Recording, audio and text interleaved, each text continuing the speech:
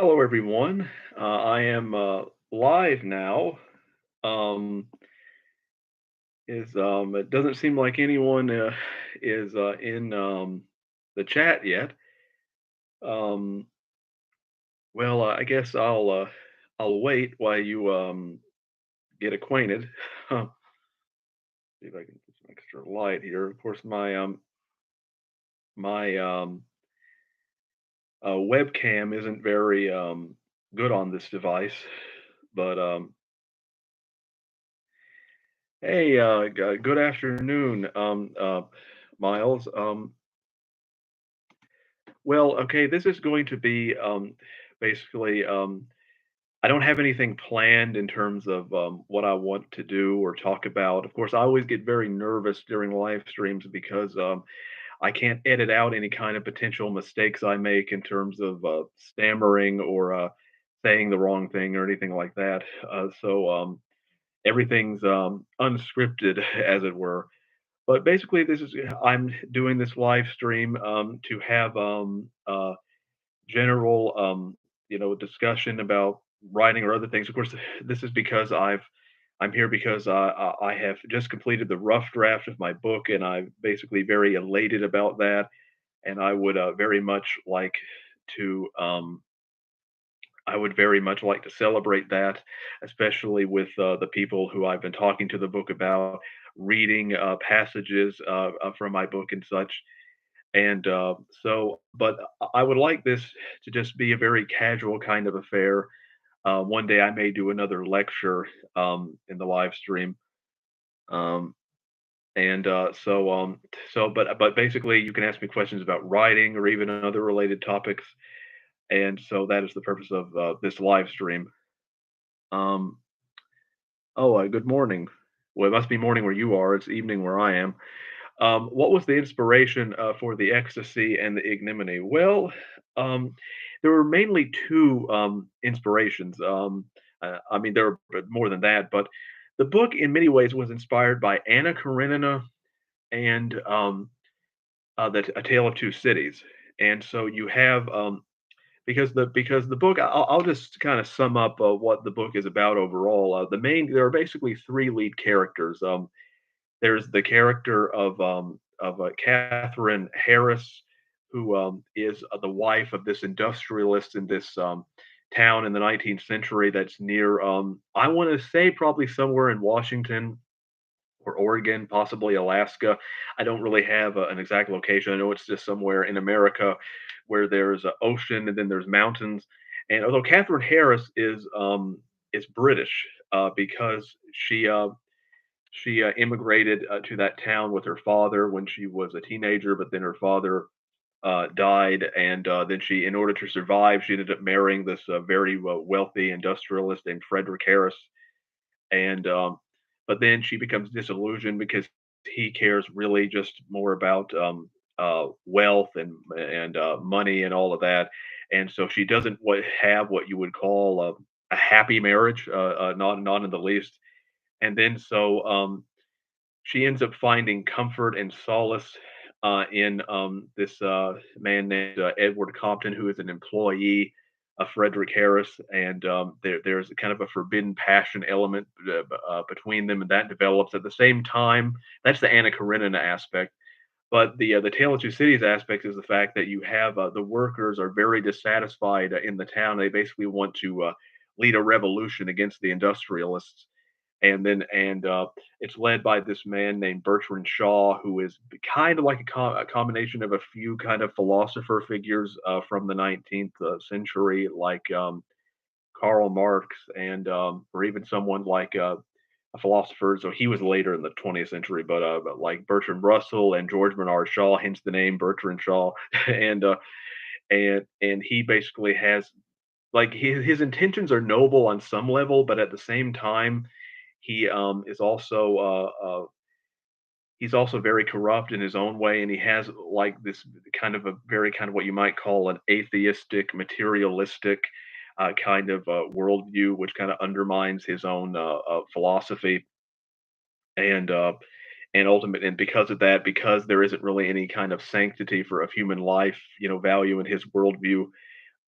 his the revolution slowly crumbles right in front of him, and then you have like this other character named Desmond Archer, he's a very prominent. There are three main point of view characters. There's Edward, there's Catherine, and then there's Desmond Archer, and he's an employee that works in the same factory that Edward does, but he has ambition. He wants to rise in the ranks and basically take control of the revolution himself. And he's definitely the most radical of all of them. And he ends up also trying to con this landlady into to marrying him basically so he can get her money and her property and all of that. And he's in many ways a very entertaining character, but he's also a very despicable character at the same time. And and there's also the character named Reverend Heartstone, who is this man who he's basically a religious fundamentalist. And even though he kind of aligns with Bertrand Shaw, and even though their philosophies are entirely different, their goals are the same. And basically, you have on one hand, you have this kind of flawed, rationalist, materialistic kind of atheism on one side, secularism. On the other side, you have this very kind of fundamentalist kind of religion, which is also wrong and dogmatic in its own way. And those philosophies ultimately culminate towards the end of the book. And so those were the inspirations to make a long answer out of your question. So, does anybody else have any questions for me at this time?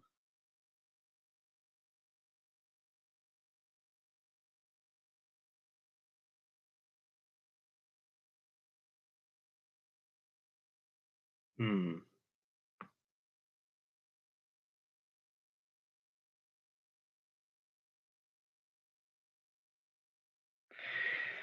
Okay, you say this book exhausted you. Would you ever write something of a similar length or stick to shorter works? I think that I will write something of a similar length eventually. As I think I've told you before, there's this book about ancient Rome that I'm probably going to write sometime in the future. That will require a lot of research because I'll be dealing with it'll be a combination also real characters. So that will be a challenge. Basically, it's going to be about the rise against. I keep cutting in and out here. I don't know how it's skipping on your end, but anyway, um, it's going to be basically be about the rise of not the rise, but Nero is going to be kind of the villain of the piece of the Roman Emperor Nero oppressing the Christians and how because I don't think and a lot of it has been written about Jesus, but not nearly enough has been written about the struggles of the apostles later on. And of course, there will also be some fictional elements as well, fictional characters. There may even be some separate storylines.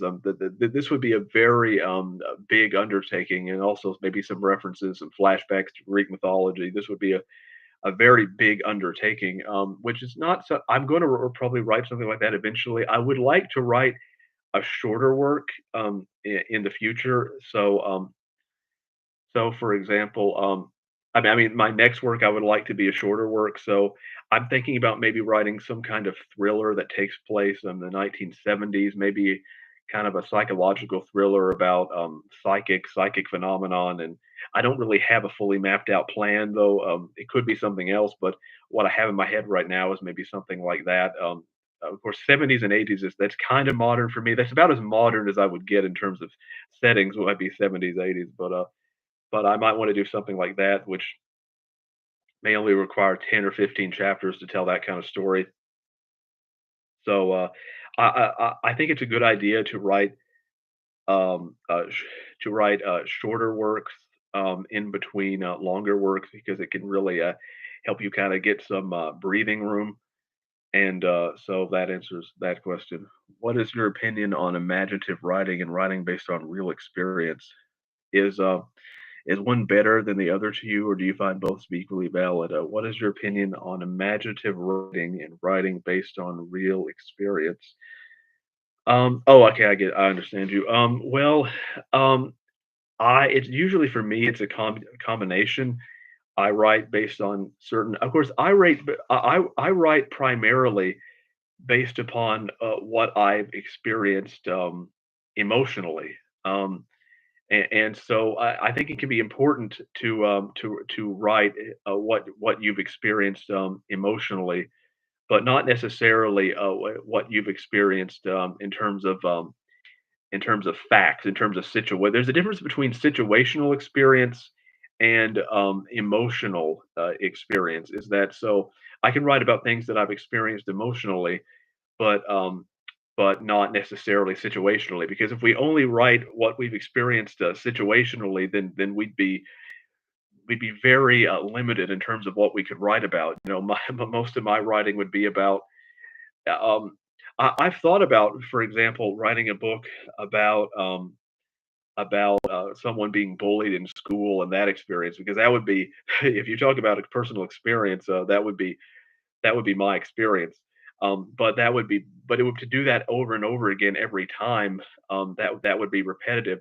Writers, the strength of a writer's skill comes from their ability to imagine and their ability to imagine themselves in circumstances, sometimes even better than people who have actually experienced those circumstances firsthand, especially if that person isn't equipped with the skills necessary in order to tell a good story. So even though to me experience is like seasoning, it can season good writing, but it doesn't make it in the end. So that's my answer.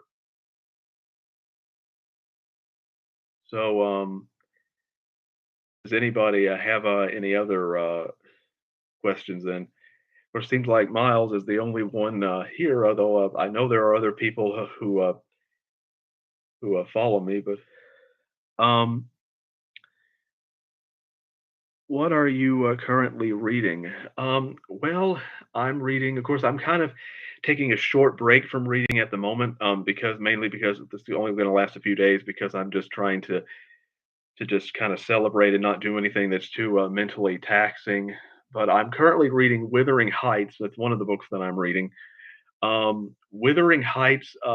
I will admit I'm about 75% of the way through with it, and I can honestly say that I find it to be um, very boring for the most part. I will say, and I hate to say that, and especially because I love Jane Eyre a lot, and but the thing, even though I already knew what was going to happen, whereas I haven't seen a film adaptation of Wuthering Heights, but Jane Eyre was just so much more atmospheric and immersive. Whereas with Wuthering Heights, it's just the um, the characters keep changing, and it's told through the point of view of this maid who works for the Earnshaws and the Lintons and all of that, and but the thing is that because it's being told through basically she's telling the story to this character, it can sometimes sound like I'm reading a transcript, therefore it doesn't really come off a lot of times as being really immersive. And also because the characters keep dying young, and then you kind of focus on their children. It's like as soon as I get invested in a character, they die, and now we're suddenly focused on someone else. So it's hard for me to emotionally attach to the character. So I'm not enjoying it, and but I will finish it though, just to out of curiosity anyway. But I'm also reading several other books. I just finished, of course, this poetry book, but I'm also reading Philosophy 101, which was to kind of give an overview of philosophy, which I'm very interested in as well. I mean, I have read other books, philosophy books, like Mere Christianity and Warranted Christian Belief, and so on. But I've never actually so I've read philosophy books where writers that give me the overall their philosophy, but I've never actually just taken like a crash course on philosophy in general. And so that's my goal with philosophy 101. And and I'm also going to read more C.S. Lewis books. Like I'm planning on reading The Problem of Suffering and Miracles by C.S. Lewis.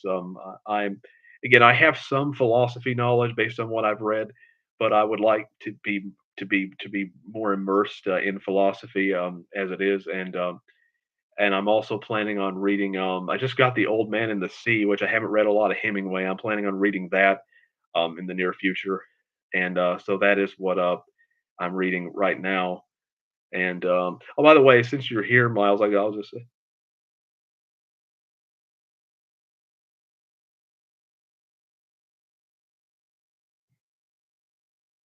Um, okay. Well, again, I would say since you're here, Miles, I will say that I do appreciate the fact that you have that you really more than anyone else have consistently commented on my channel and interacted with it.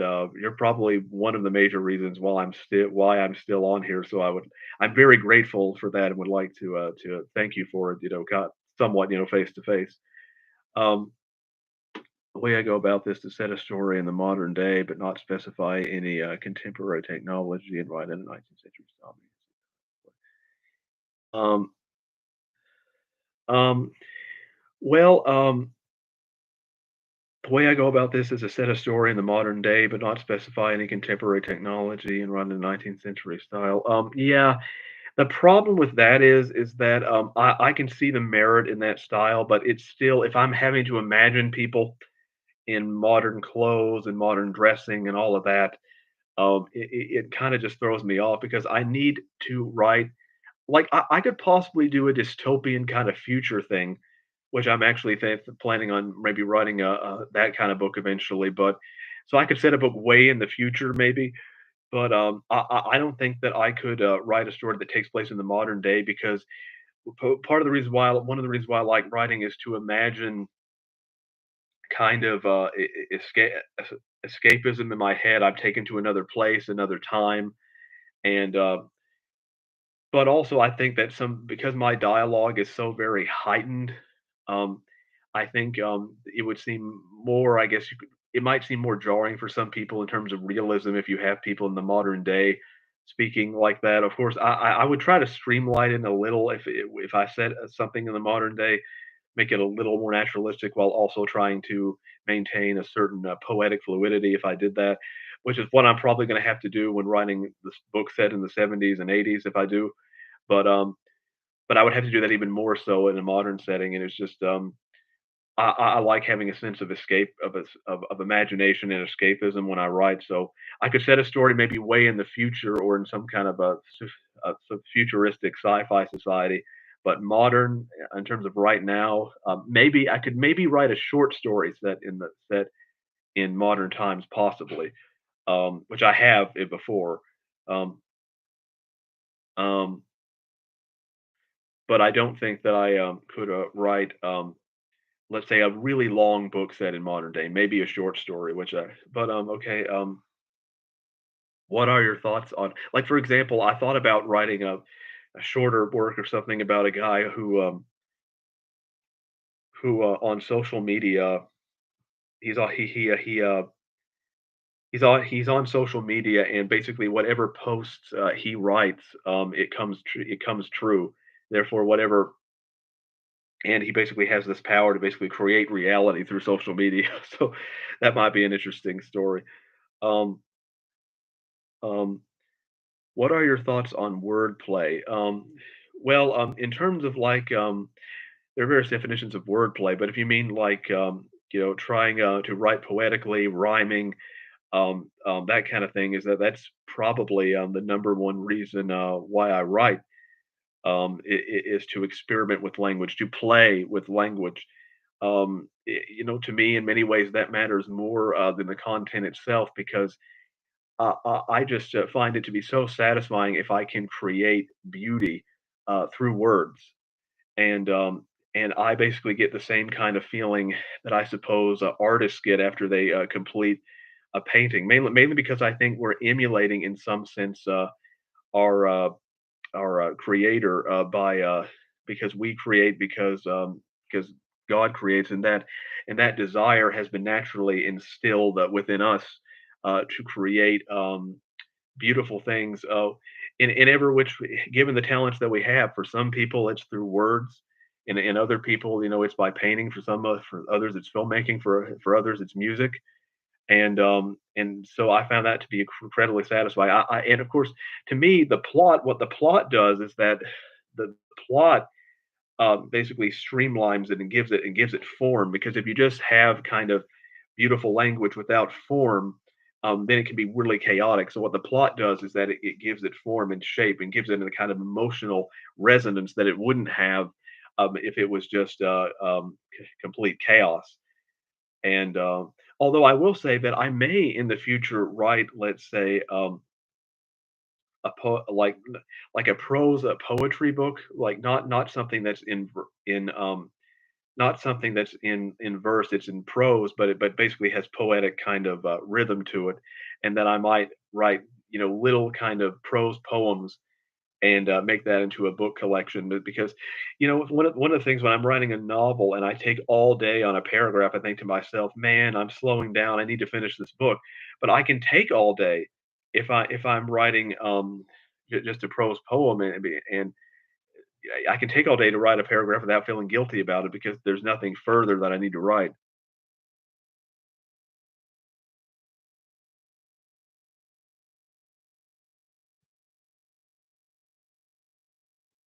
Yeah, well, the thing about clothing is that it's not just clothing, but even things like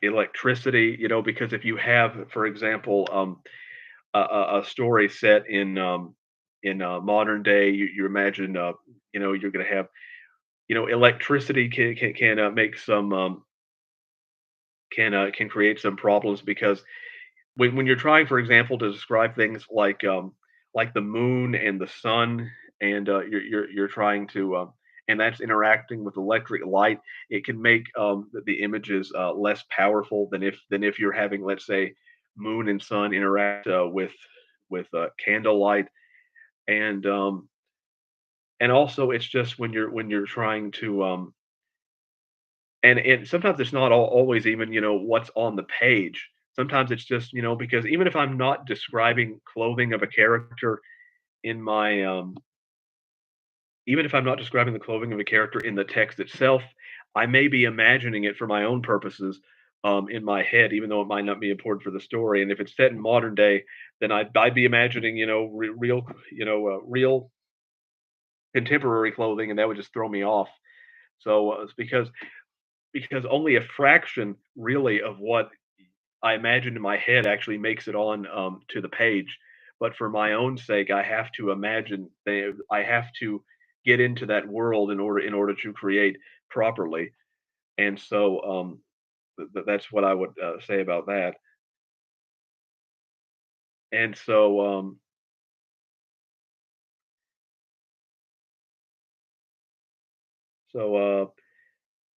well, it seems to me, Miles, that you're still the only one here interacting. But so far, do you or anyone else who might be out there have any more okay, while I'm here, as long as no one's saying anything, I will show you the notebooks that I completed, the ecstasy and the ignominy, and this, all of the ecstasy and the ignominy is in this notebook. And then you have I mean, except for there were two short stories that I wrote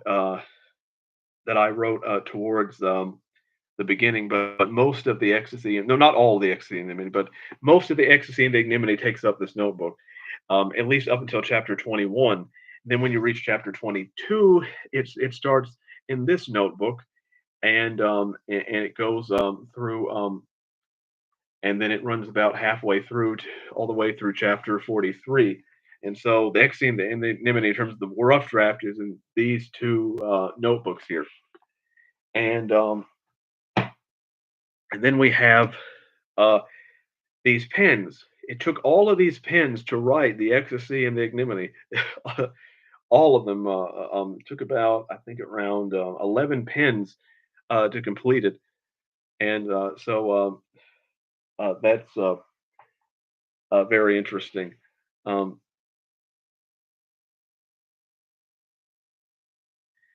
this is, of course, inconsequential in the face of word count, but how many pages is it? Well, it kind of I don't know for certain because it's in um, I don't I don't know for certain how many pages is in it because because the because it's in two different notebooks. So I think I counted once that there's about, I believe, around 200 and something pages in this notebook. And so, in terms of that, but thing is that these notebooks, I only write around, let's say, 160 words on a page. I've counted roughly 160 words per page, and so it's about, I would say, 200 and something pages in this one. This one, I'm not sure. I'm not sure. It's probably something similar to maybe around 200 and something, but I'm actually not sure. I may have to count this later, and then I may have a more definite number because I haven't counted this. I did count that. Um, if I had to guess, I would say that it's somewhere between, let's say, between 50 and 70,000 words, but I honestly don't know. I'm sure it's probably not less than that, but I won't know until I type all into the computer. Like, I overestimated what the word count was going to be on Silent Reckoning by around 10,000. So who knows what it'll end up being in the end. Are you a Stephen King fan? And if so, which book of his is your favorite? And do you feel he is overrated? What are your thoughts on him in general? What are my thoughts on Stephen King? Oh, well, overall, I would say that I think Stephen King is. I have mixed feelings about him. I brought water because so many of these streams, when you talk a long time, your mouth gets dry, and so I made sure to bring water this time. I would say overall he is overrated, and of course, politically, like when he speaks about anything outside of writing, most of his opinions, at least the ones that I've heard, are just very intellectually deficient. Like as a person, to forget a writer, as a person, I don't find him to be really all that likable or admirable. But I do think he is overrated. I think he's probably the most overrated writer that has ever lived. I mean, if he isn't an overrated writer, then I don't know who would be. Um, and so and so Now that's not to say that he doesn't have talent. However, I want to make this clear that he does, because overrated does not equal bad author. I have read parts of The Shining, and I've read certain short stories by him, but I've never actually read any full length novels. Well, to be perfectly honest, I've only read maybe snippets of short stories by him. I haven't actually read a great deal by him, but I have read parts of The Shining and other things. But what I would really like to do though is I would maybe like to maybe get a book by Stephen King that I haven't seen the movies, because maybe I could enjoy it more. But I will say that from what I've read of his style, I'm not really the biggest fan of his style, which, at least from what I've read, is uh, you can tell that he's streamlined it for mainstream audiences, to get as many readers as possible. And he has a lot of, and he'll even admit, he would even admit this himself. He has a lot of the virtues of a popular novelist and a lot of the faults of a popular novelist as well. And so I have very mixed feelings about him. I will say that um I will say that I did visit his home once in in not his home. I stayed up outside the gate of his home in Maine when I was in 2006, when I was 11 years old, and my family visited Maine. And my dad claims he saw him through the window. I never saw him, but there were cars in the garage indicating someone was home. But who knows? We may even stop there again when we go when we go to take another vacation, possibly to New England in 2025. I don't know if that will work. Um, but again, I have mixed feelings about Stephen King, because I would say his talent is just average, and but I think he's been propped up so much because I think he's primarily been propped up because of the media, and because of the things that go on. Um, because so many of his books have been turned into movies, and I think if his books hadn't been turned into movies, he wouldn't really receive the all the popularity that he's gotten, because many people know the name Stephen King without even having read any of his books. And but as a man, though, I find him to be, at least from, I don't want to say that he's, a terrible person entirely, because I haven't looked into him in great amount of detail. But but his a lot of his tweets and a lot of his just interviews and stuff. Because here's the thing: is that my problem when people get, when certain like authors get political, is not so much what they say specifically, but it's the fact that they tend to be very ideologically narrow, that they only seem to have basically one kind of ideological point of view. And it seems to me that if you're only thinking through one kind of ideological point of view, that you really can't be a creative person if you have that kind of narrow mindset, which he seems to have.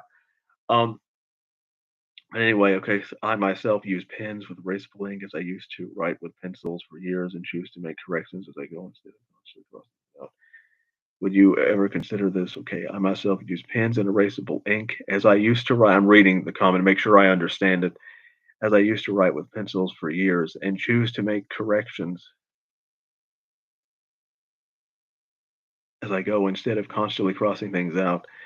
Um, would you ever consider this? Well, again, I because I'm a perfectionist, because I'm someone who make sure. Let me read that again to make sure I really understand it. I myself use pens with erasable ink as I used to write.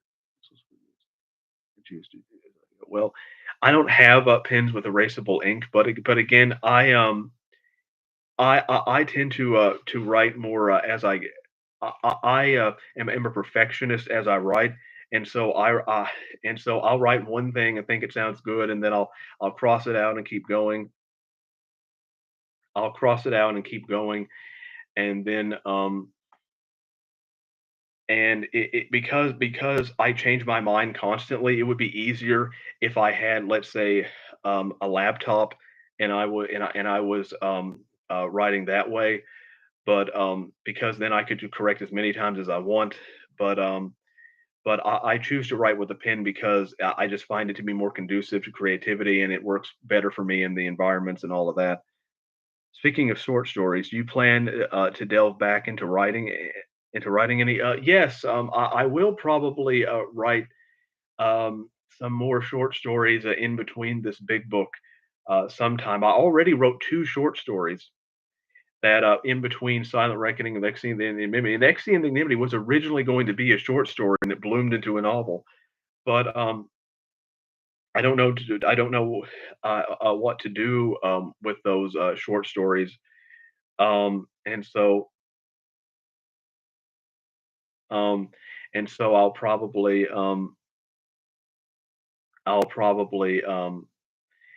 I honestly don't know what to do with those short stories. So I would like to write more. So maybe eventually I can have another collection. But like I wrote one short story about someone who's in like who guy who visits his parents and they're in the like this house, and during the winter, and you can and spoiler alert, I guess I'll say that they basically are attempting to commit suicide, when he walks in, and it leads to a lot of intriguing mystery. And I have this other short story about a woman that finds a message in a bottle on a beach, and then she discovers a profound mystery within that. So, but anyway, is actually gonna be the first book you ever written by hand? No, actually, it isn't. The first book in a long time that I've completed. The first book I ever wrote was this book called back in 2009, I believe it was. Maybe I started towards the end of 2008. There's the first thing I ever wrote, first fictional story I ever wrote myself was this fantasy story called Dragon Wars. It was because I was watching the show, the fantasy show, Legend of the Seeker, at the time, which is based on the Sword of Truth books, which I've read half of the first one, but that was about it. And but the books by Terry Goodkind, and that got me into fantasy for a bit. And I wrote this book called Dragon Wars, which is basically your stereotypical kind of fantasy story. I never typed that down or anything. I think the manuscript for that is somewhere in the garage. Um, that's but then of course I wrote another story by hand after that, what was also a fantasy story, but I can't remember the title, and that's also in the garage somewhere. Um, and and so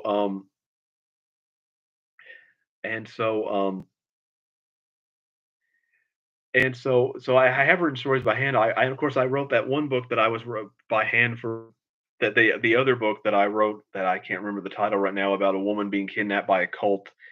And I got maybe a little halfway through that and abandoned it and started working on the ecstasy and the ignominy. Um, but but, so no, it's not the first one, but it has been the first one in a while. In a while, I typed Silent Reckoning on a typewriter, so now I've done two things. I've written an entire book on a typewriter, and I've written a book by hand. So, which part of a book is harder to write, the beginning or the ending? Do you go back and forth on both, trying? Um,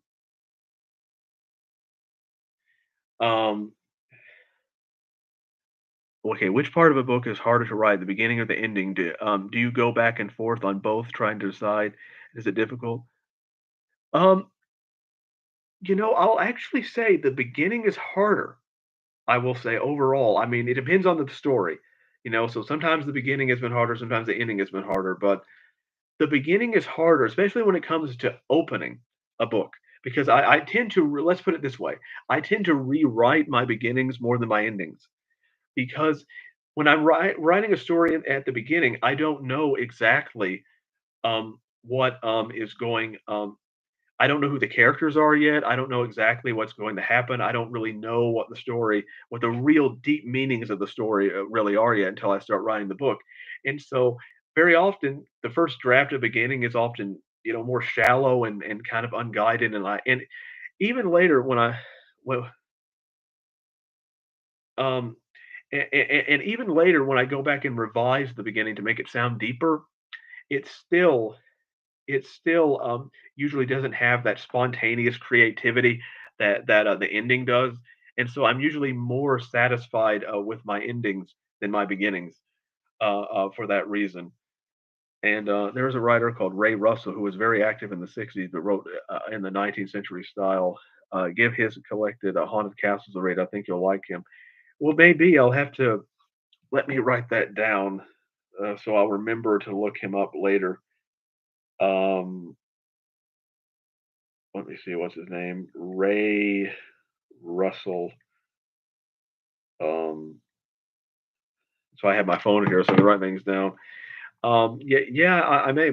I could see myself writing a gothic horror story set in the. I kind of did.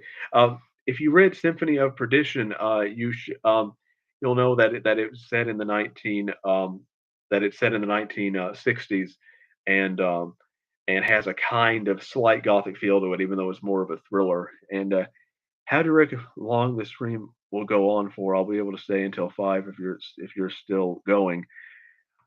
I am willing to go on as long as you're willing. I am willing to go on as long as anyone is willing to still ask questions or interact. Now, of course, if it starts going on more than 3 or 4, I may end it. But I may start doing kind of a regular live stream eventually, where I'll um, I'll start. I may eventually start doing a live stream around once a month or something like that. And and those live streams though won't go on for many hours. They'll go on for maybe an hour or so.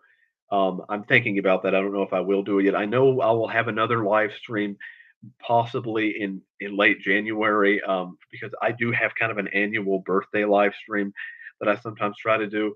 Um, and then of course I will definitely have another live stream of uh, hopefully quite a long one when I finally release my book. Um, and that will be quite a celebratory live stream, more so than even the live stream now. Um, A regular live stream would be great. I seldom interact with anyone outside my family and a few online friends. Yeah, well, we could do one around once a month or so, possibly. Um, and and the thing is, if you want to do a live stream, you could do one as well. I would gladly participate in that. What inspires you to write? Where do you draw your ideas from? Well, that's the million-dollar question, isn't it? What inspires me to write? Where do you um um uh, where what inspires you to write? Where you get your ideas? Well, I'll answer that in a minute. Yeah, I also seldomly. I will say, Miles, though.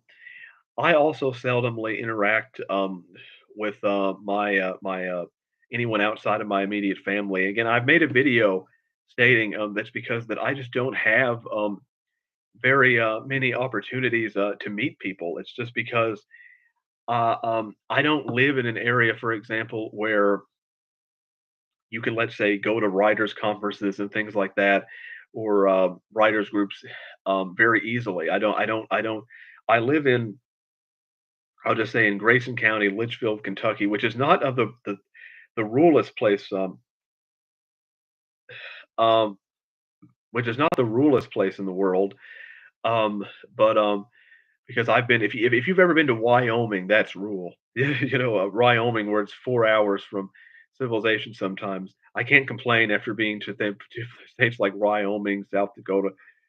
Um, but anyway,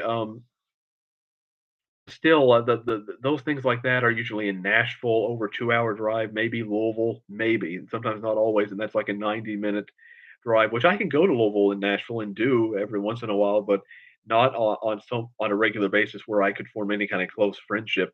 And so I just don't have a lot of opportunities to meet people. I wish I did. I wish I could find some way to do that, to meet people who are like-minded, like myself, which is easy to do online, but in person, it's a lot more difficult, and especially because I don't have any kind of um, job or anything like that where I can interact with people outside. It's just I don't have a lot of opportunities to interact, and that's one of my main dilemmas. And hopefully, I can solve that someday. I don't know how. Especially when it comes to, it can especially be a dilemma when it comes to finding like, I actually don't really, although I like to interact, for example, when it comes to interacting with like-minded people online, this in some ways kind of satisfies me, but I still basically want someday to find a romantic partner, a wife, but I don't honest but given my limited opportunities to interact with people, I don't really understand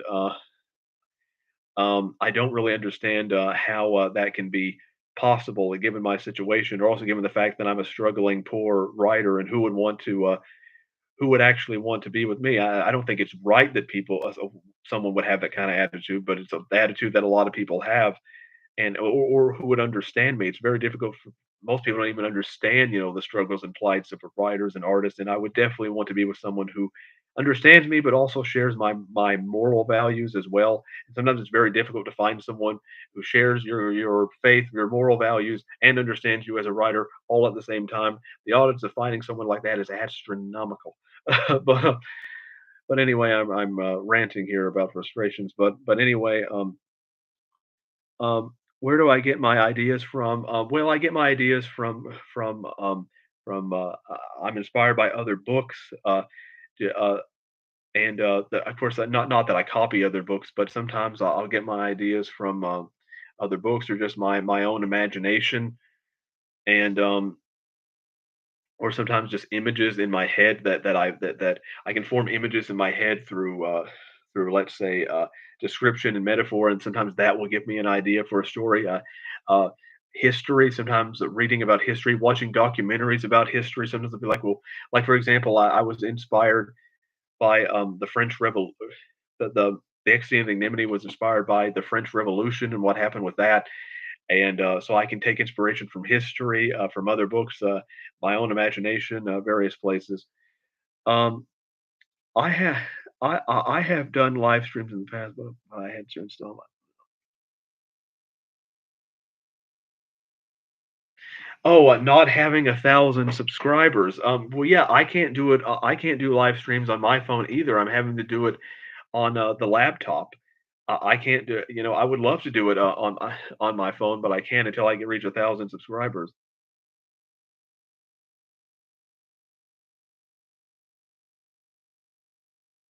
Yeah. Um, and so that can be an issue. Well, yeah, but things about being an introvert is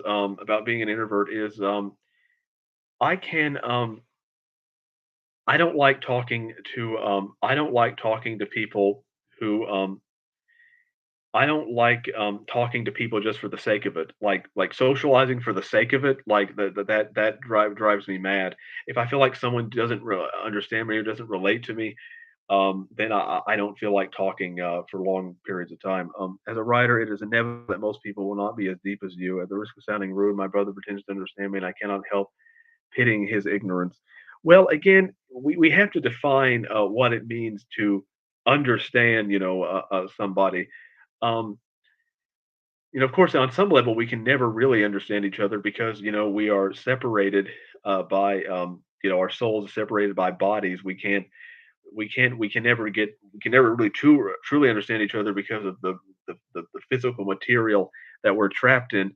But I do think by understand I mean someone who tries to understand, tries to empathize, respects me as a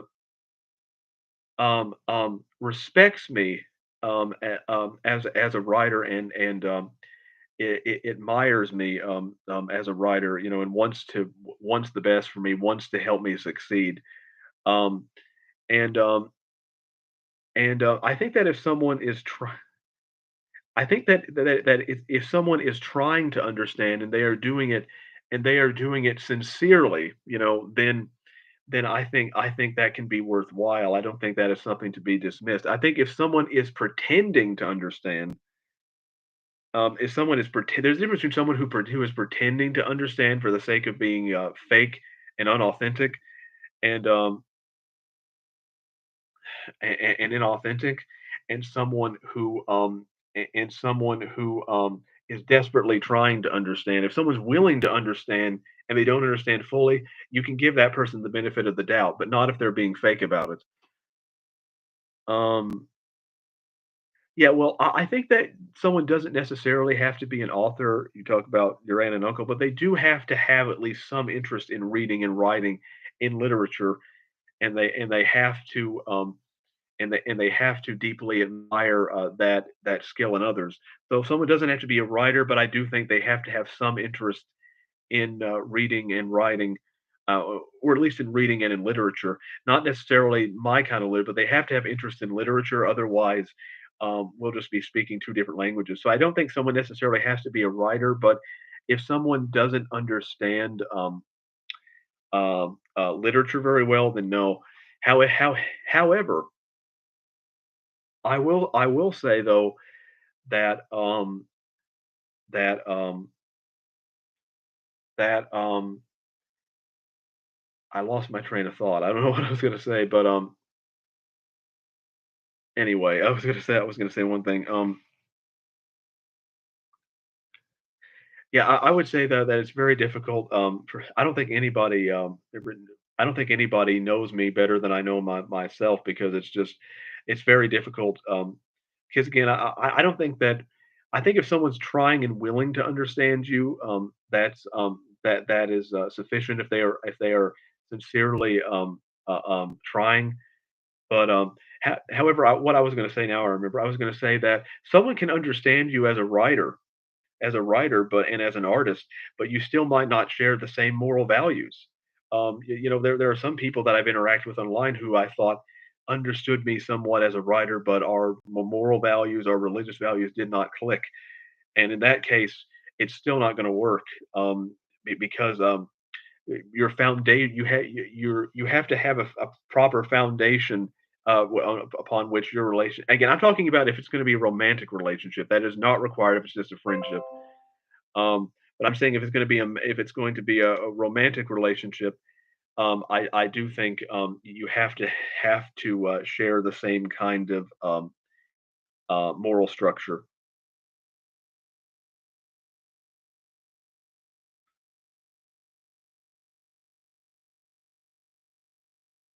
And because if you don't have that, then you're not going to know how to, let's say, navigate, loyalty and things like that. Um, I discovered you via the Cynical Writer and have been subbed ever since. It's a good series. One or two of those videos went semi-viral. Yeah.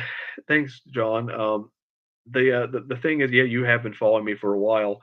I appreciate it, but the thing is that um, uh, the technology when it comes to making episodes of the Cynical Writer is that's not working very properly at the current time, and I probably won't do any more episodes until I have the time to do it after I can publish my book. Um, the one that I made about a word that I don't want to say because I don't want to get, but it's an S word. It got about nearly 500 views. I don't I think that's the highest viewed one. Um, but no, of course, none of my videos that I've made with my face have gotten hundreds of views at all. It's just I've been very frustrated with YouTube that it's like I don't even exist. But here's a question on formatting. Uh, how do you make your cover fit the template for KDP on Amazon without cutting off major portions of it? How do you make your cover fit the template for KDP on Amazon? Been struggling with this for years. Well, that's an answer that would be more appropriate for my father, not really for me, because he designs all my covers, and I basically show him look up the information for what the proper cover looks like. I mean, what the proper measurements are, and then he formats it to that specific those specific guidelines based upon the Amazon guidelines, and so he does all the formatting and everything for me. I provide him with the information, but he does all the actual detail. And so when it comes to cover formatting, he does all of that. I don't, and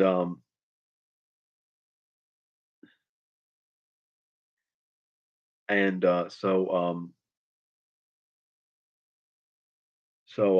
I can't really answer that because my father does most of the formatting. Um, now I will say that the cover for the hardback was a bit the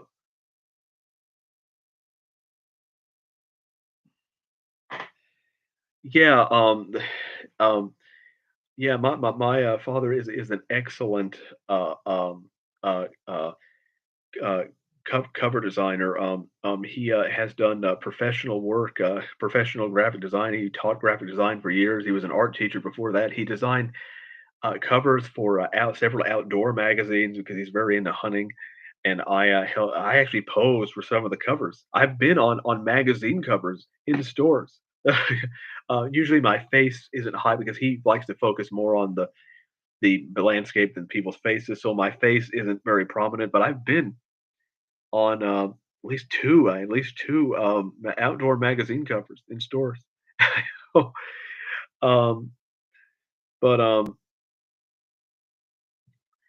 I have one around here somewhere and not with me at the moment. But, um, so,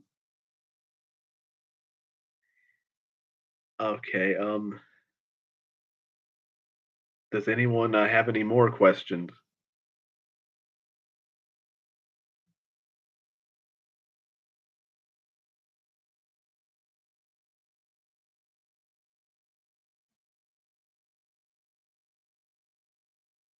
And, so this has been a fairly good, live stream so far, even though only 2 people, uh, showed up to it, which is more than, I was, at least it was a little better than I expected, but,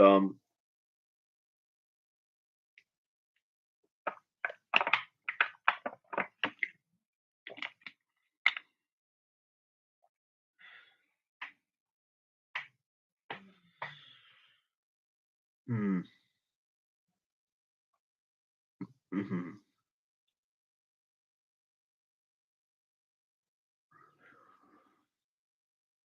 would I consider releasing some of my early poetry work, or are they not in the proper format? Um, well, I my early poetry work, my early poetic work. Well, let me think. Um, well, one of those things was the early poetry was the novella I did, The Landlord, which which was on Amazon for a while, but I took it down because there was too many grammatical problems with it that I didn't feel comfortable leaving it up, and and so I took that down, and some of these I know I have at least two two poetic three. Now I'll show you something actually if you want to talk about early poetry work. If I can just hold on a second, I'll see if I can get it. Um,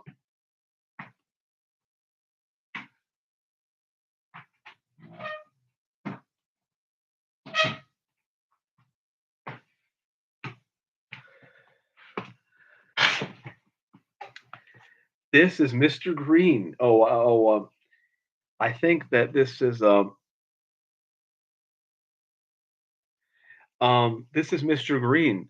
Mr. Green. The Of course I think that this is backwards. I don't know if you're seeing it backwards or not, but I mean because this is kind of a mirror reflection here. But anyway, Mr. Green is the book that I wrote.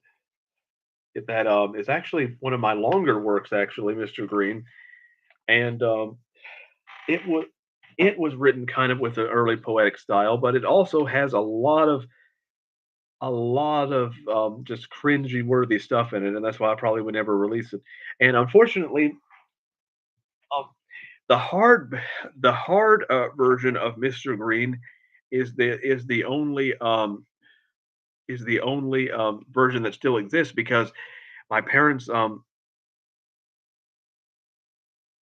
okay, so it's just you then. Okay, so anyway, um Mr. Green has a lot of cringe in it, so but it still has some poetic stuff in it, and and I also wrote a book I forgot about for the longest time, which was about this woman who was tormented by nuns, and then there was this other book about kind of similar to Empty Sounds of the Wind, what I wrote when I was 17 about a guy who has a bandaged face. That I don't remember that much about. Um, but the thing is though is that those books have so many problems in terms of getting them to readability that it would take an astronomical effort. And some of them I think I only emailed to myself many years ago, and I hope I didn't delete those emails. So I hope that because I know some of them I have saved in my computer. Others I think I only emailed to my because the only reason they survived is because I emailed them to myself because my old computer my parents took without telling me and sent it off somewhere and destroyed it. And so the stuff I wrote in my computer that I had when I was in high school. And some of those stories might be lost now if I deleted those emails that I sent to myself many years ago. And so but again, it would take I might do take one of those stories one day, but it's not something that I'm really prepared to do or want to do right now. Um, I probably asked the question before, but but what is your opinion on profanity in fiction? Do you use it in your work, or do you like instantly not like it on the paper? Um, well, yeah, let me see if I can find this cringe-worthy. Some of the hold on, I was gonna see if I can find. So probably won't be able to find it. Um, hold on here. Um,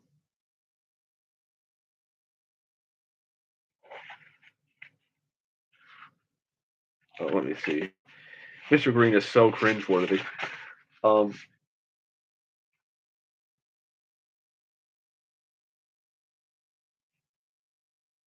um, But,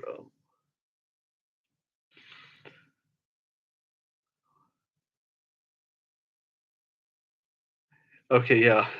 So here's my relaxation time. Send him away, Walter. Collins may be a close friend, but he still has no right to bother me at this early hour. But, sir, Walter pleaded, moving nearer to where his master lay, uh, we are finished here, servant. Now, out of my sight, and do not come back until I send for you. Yes, sir.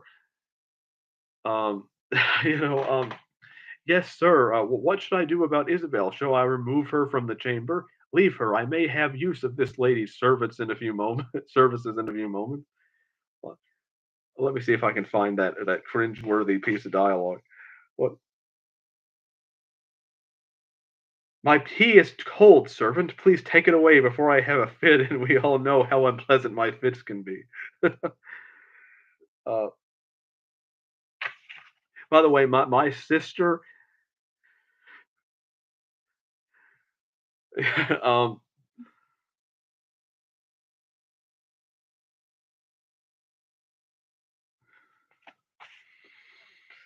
anyway, I can't find that one passage, but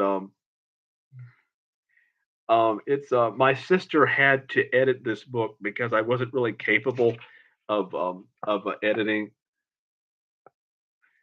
Um, I wasn't really capable of doing a lot of thorough edits, so she did a lot of the punctuation and stuff in this because because I simply was not capable of a lot of that this time, and so she actually helped me with this. But unfortunately, I don't have a digital copy of Mr. Green. This is the only thing left that remains of Mr. Green. But but anyway, I wrote that for National Novel Writing Month. I think in 2011. Wrote it very quickly. I think it was around 50,000 words. One of my longest works actually. But okay, let me see here. Oh, you asked a question about profanity. Well, I think it depends. I think that if someone is cursing, if it in anger, it can add drama to it, and I think also if you have a character who's really nasty and they curse a lot, but I don't think that is a good idea for characters to just casually curse for every character to do that because it just sounds repetitive and like the writer doesn't have that large of a vocabulary. I find constant cursing in literature to be very irritating and a very annoying. Um, but those is why one of the reasons why I don't like most Martin Scorsese films because I mean a lot well, at least his gangster films because I don't think that many of the Scorsese films and this is going to be put me in a minority opinion are very well written because of that. Not that gangsters can't curse, but just it's overkill. It's not good writing in my estimation. Mr. Green sounds reminiscent of the Jeeves and Wooster stories of P.J. Wodehouse. I haven't heard of those, I will say, so I can't really comment on those. Um, um, so I can't really say one way or the other whether Mr. Green is or is not reminiscent of that because uh, because I don't know. I haven't heard of those, so I can't say. Um, I might have to look that up later as well. Um,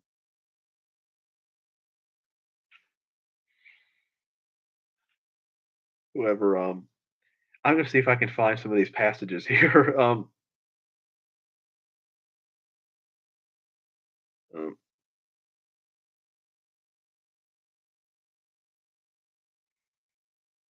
oh, yeah.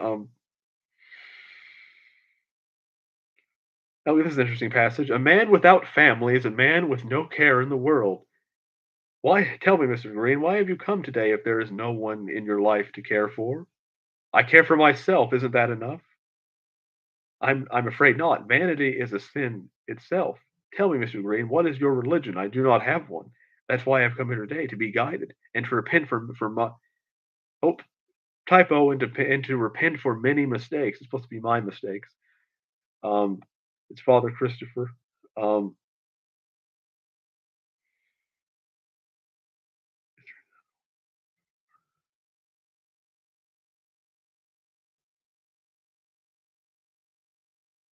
And also, whichever character was given the terrible fit sounds like Conan Doyle's Professor Challenger. Well, again, I've heard of Conan Doyle. I mean, of course, because it's Sherlock Holmes. I'm not precisely familiar with Professor Challenger.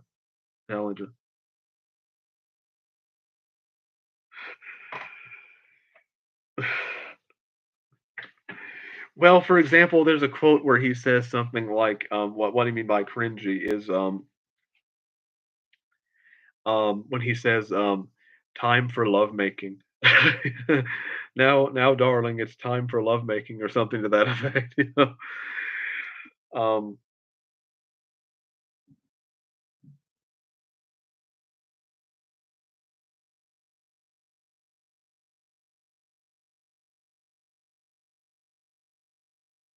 and do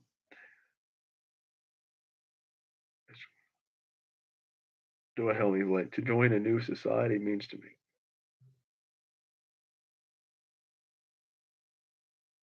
Also, one of the problems that I have is that I keep going in and out of tenses in this story that I've noticed. Um, Here's a typical passage, let's say, for Mr. Green. You'll be on until 5 o'clock. Yeah, well, 5 o'clock is 7 o'clock where I am. It's 6 o'clock now. Although and I may quit this at 6:30 because my family wanted me to watch a movie with them around 6:30. But I said if the live stream went on long, we wouldn't watch it. I wouldn't be there to watch it. So I might quit. I might end this at 6:30. Who knows? Um, anyway, but here here here's another passage, just a random one from Mr. Green. Mr. Green almost collapsed from the news he had just received. An entire mob waiting to kill him, to get revenge for the death of someone they never knew. He grew pale as a ghost and as sick as a starving dog. Mr. Green fell to his knees in fear. "Are you all right, my lord?" asked the man, coming to his side. "I'll be fine, thank you," he answered, feeling dizzy. "I hardly think so, Mr. Green. Perhaps you need to lie down," the man insisted. "I'll be fine," is all Mr. Green could think to say. Feeling faint, he fell into the holy man's arms, confused and dazed. "Mr. Green, there must be something seriously wrong with your health. I found you this way last night, passed out on the steps of the church, no doubt, from seeing the body of the woman who died in the courtyard. You would not happen to know anything you would not happen to know anything about that." Mr. Green could barely speak. The guilt that weighed on his heart was too much to bear. Perhaps he should confess to the holy man what he had done, that forgiveness be his salvation. It is a risky gamble, but if he does not take this chance to confess it, if he does not take the chance to confess, is it possible that he may never find peace? "Forgive me, Father, for I have sinned." "What?" asked the holy man, confused by Malcolm's. It is I who murdered the woman who lied dead in the courtyard. "I am guilty," he confessed. The holy man looked puzzled by Mr. Green's words. Unexpectedly, he did not appear disappointed at what the Lord had said, nor angry, but rather cheerful. "Well, that is wonderful," the holy man said with a smile on his face. Mr. Green did not understand his reaction and began to think whether or not this man was genuine member of the cloth. "How can that be wonderful?" he asked. "Catherine Juliana practiced magic, an offense against God, and while the law may not see it that way, you did the church a great service." Being the odd, naive man he was, Mr. Green believed now that the act that he had committed did not just serve God, but cleansed himself of all other sins. Rising to his feet, the Lord's pale complexion had passed, and he no longer felt weak. It's weak is spelled though like week, like the day of the week though. Like he had been for the past few months. In that moment, Mr. Green felt as if no harm could come to him, as if God was rewarding him for his service. "I feel much better now, holy man. What did you do?" he asked. "I did not do anything. God is on your side. That is the joy you feel. He loves you for what you've done for him, and is offering you an opportunity to change your ways," shouted the holy man with excitement. "And how is that?" Mr. Green replied, feeling the Holy Spirit for the first time in his life. Join the church. We would love to have a man such as you in our midst, a changed man, an example for those who follow." The holy man slowly removed his cloak from his face to reveal a very handsome yet serious appearance. Um, Mr. Green could not help but be drawn in by him. He thought and thought about the man's proposal. To join a new society means to make new friends. True friends are exactly what Mr. Green desires now. A place he could call home, a place no one would hide the truth from him. For members of the church must be trustworthy. I would be honored. What do I have to do to join? He asked. Attend Mass tomorrow morning, Mr. Green, and all shall be revealed. I shall, Mr. After all this time, Mr. Green had forgot to ask the gentleman's name. A fool is all he can judge himself as. Um, forgive me, Mr. Green, with all the chaos today. Forgive me, my lord, with all the chaos today. I forgot to announce my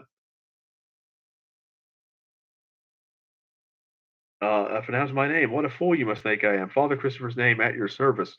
With that, the two men shook hands, and a new chapter in Malcolm Green's life began. Well, my problem with this book, a lot of it is that it sounds kind of farcical, which it could work as a farce. I will admit, if you did Mr. Green as a farce, it could work. It could work possibly.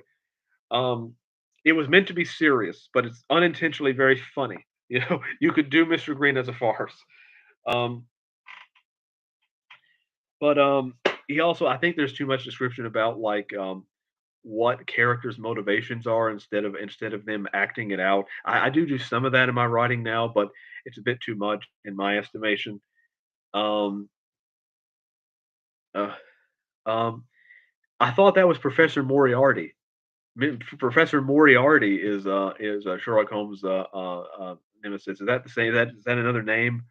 I thought it was Moriarty. Um,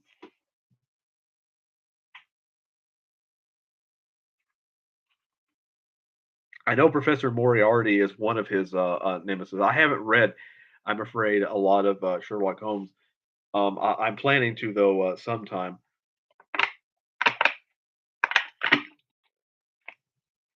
Um,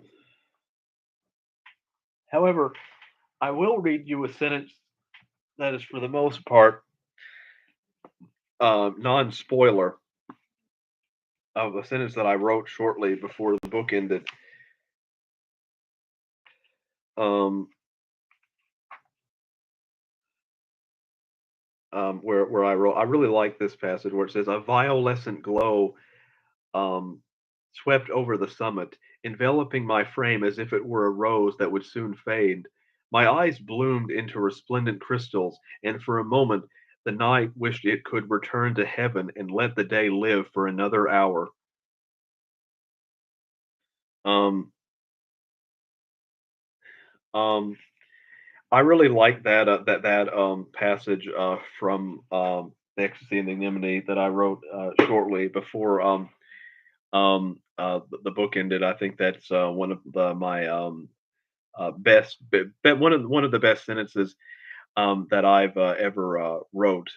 In my estimation, when I try to compare her eyes to resplendent crystals, and how it makes almost make what makes the night wish that it could um that it could let the day live a little bit longer, because she is just because of her beauty in that moment. I think that is a very profound passage, because it has just a lot of vivid imagery, um, where you combine the emotions of darkness and light, and her emotional state, and that creates just such an effervescent, you could say, a picture in the reader, in your mind, that it really is quite profound in that regard. Um, um, yeah, yeah. I don't know as much about Professor Challenger. I know more about Moriarty. Um,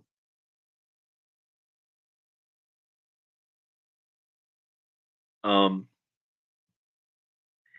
and but no, that is definitely one of the my favorite passages. Do I believe a word can be used too many times in a work? You know, close together. I think that sometimes if you have words that are used too close together, it can sound a bit repetitive if you use, let's say, the same word, let's say, several times in the same paragraph. It can sound a bit repetitive at times. Sometimes there's no other choice. Like I like you like I sometimes like the words I use a lot. Like I tend to use the words beauteous, beauty, resplendent, radiant. I tend to use words like that quite a lot, and I try to make it where I don't use such words. Let's say more than like twice in a single chapter. Um, yeah, because sometimes it can get a little repetitive if you go beyond that. Um, so I would say as long as you don't as long I don't have a problem with it as long as the words aren't used too close together. If you're talking about because if you write a novel of any length, you're going to be using the same words quite a lot to tell the story. Um, I just try to make sure that they're not close, and even then, sometimes I'm blind to it, and they end up being too close together. But even then, sometimes if you have words that are is that having words that are really close together, like can create a kind of narrative emphasis that kind of really drives a point home. So sometimes so just because sometimes it can work because it's not always a problem if especially if the writing is used in a really kind of rhythmical way where you where it's like for example if I go let's say something like he swiftly did this he swiftly went this way, he swiftly went that way. Sometimes that can create kind of a powerful kind of action, like kind of like a knife, a knife that keeps coming at you. It's like almost like the word itself is a form of punctuation, so it can work depending on how it. Repetition can work depending on how it's used, so it depends on the situation.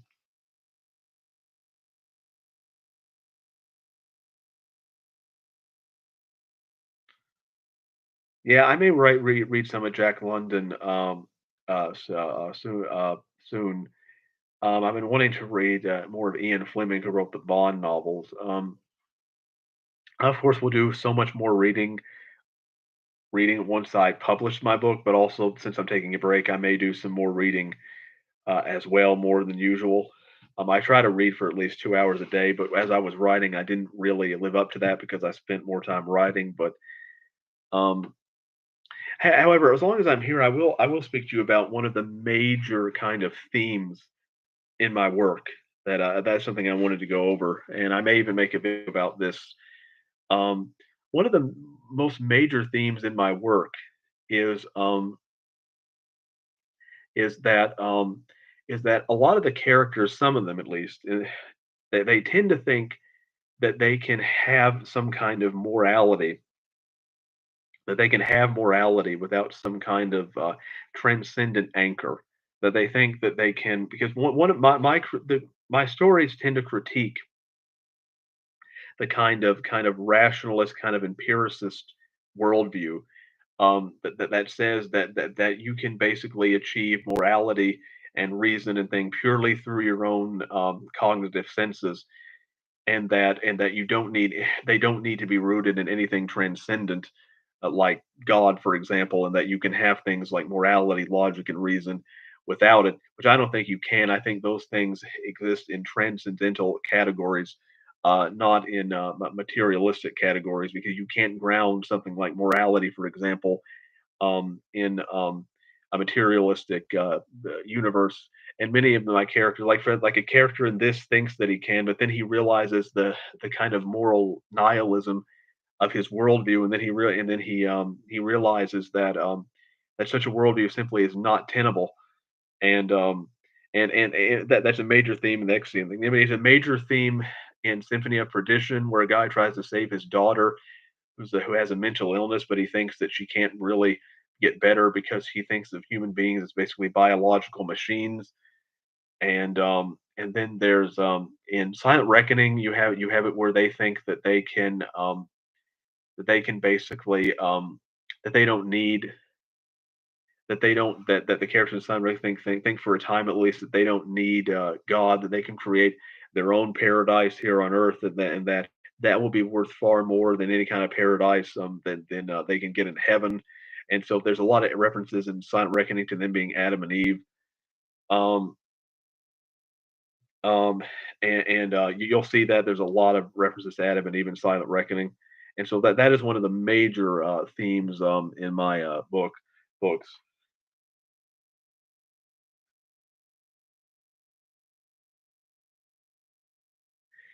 Yeah, I buy far more books um, than I could ever hope to read.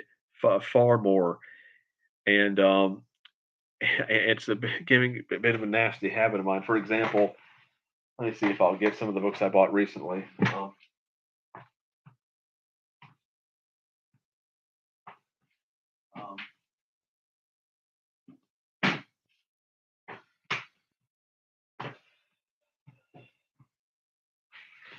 like I bought Ben Hur, the book that was turned into to that was turned into the movie with Charlton Heston. I bought The Old Man and these are the books that I bought on when I went to Florida. I bought The Old Man and the Sea. Then I bought the film Miracles, and I bought the C.S. Lewis book, and I bought the book Problem of Pain and Suffering by C.S. Lewis. But the the thing is, though, I read a little of Miracles, but I didn't. But there are too many. There's just too many books and not enough time to read them all. Um, but the thing is, it's very difficult when I see a book that I might want to read to resist not getting it. And so I will say that I've read so far. By the end of the year, I will have read so far maybe around a dozen or so books from start to finish, not counting the plays, which I've read probably around at least 2 dozen. I've probably read around maybe well, not 2 dozen. I've read maybe around a little over a dozen plays, and then maybe a dozen or so of the Shakespeare's plays, and some other plays by Ibsen. And I've read maybe around, or I'm going to read, or by the end of the year, at least around a dozen or so books. Well, like from start to finish. Hopefully, I will read far more next year when I'm not.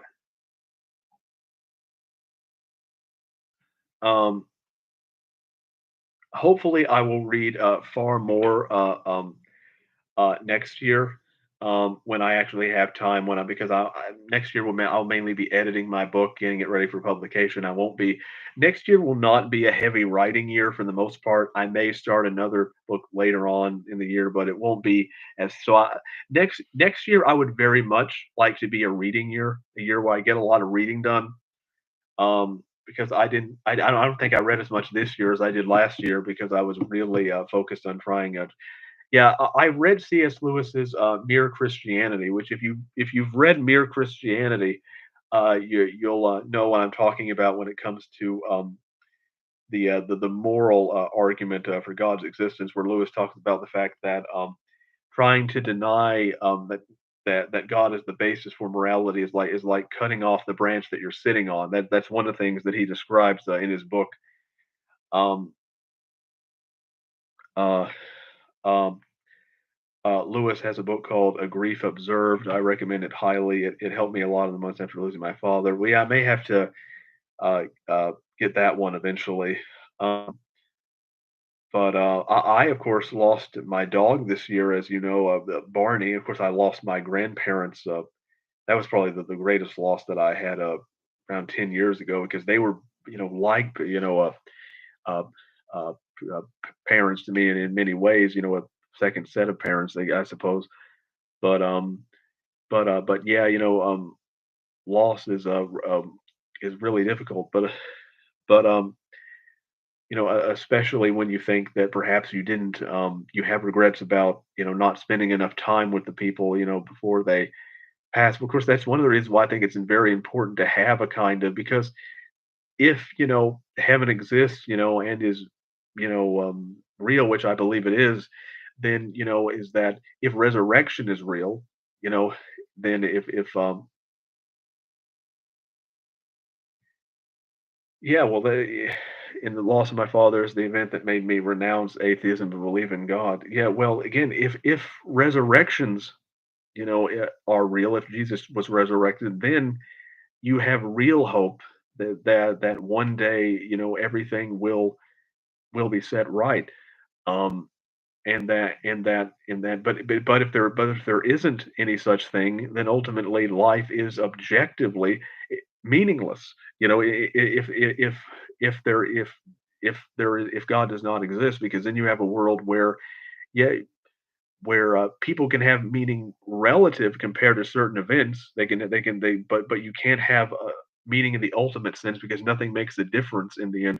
Even when it comes to something like writing, if I write a book, and for example, God is omniscient and remembers the work that we do, that our work can have eternal significance, possibly.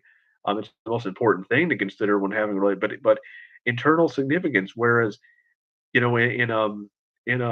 materialistic kind of universe, no, all works, even the works of Shakespeare, will eventually fade when society ends, or the human race is goes extinct. And so the human race goes extinct. So, the thing is that, if God exists, then that gives our lives objective meaning, gives our art objective meaning as well.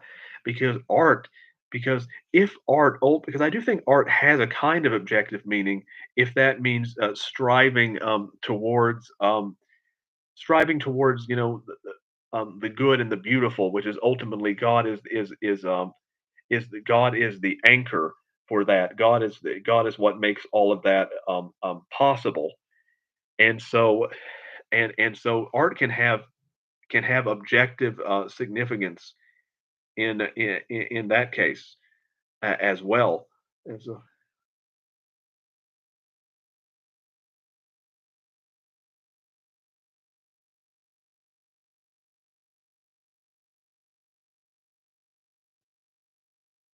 yeah, well, I've never had a vision or anything like that, in terms of like having anything like supernatural happen to me. But I do believe, based upon my own intuitions, my own intuitions deep down, and my own senses, and also based on just arguments and other things, that I have come to believe, in the existence of a transcendent God, and that the ultimate revelation of that is found in Christianity.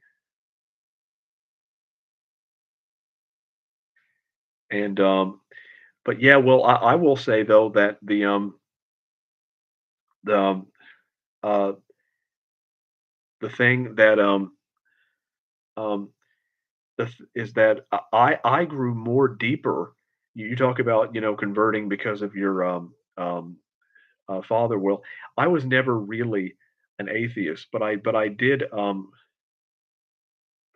convert. But before my grandparents passed away, I was much more shallow in my beliefs, and I just and I was didn't really think about my faith very deeply, and I didn't really have what you would call a relationship with God in any way. But after my grandparents died, and I thought about the real deep questions, I gained a more personal relationship than what I had before, and I think that's when I truly became born again, so to speak.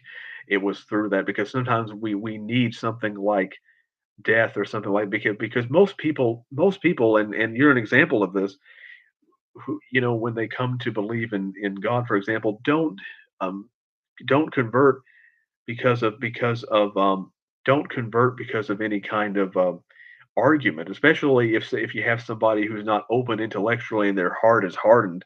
It has to be through some kind of it has to be through, usually some kind of traumatic event or some kind of life crisis that makes them reassess things. It has to be some kind of event or crisis that is beyond reason, because their reason is closed off, and sometimes it takes a traumatic event to open that up again. One of my favorite novels is The Private Memoirs and Confessions of a Justified Sinner by Joseph James Hogg. Made me see the evils behind organized religion, and made me think of spirit for myself. Well, They're definitely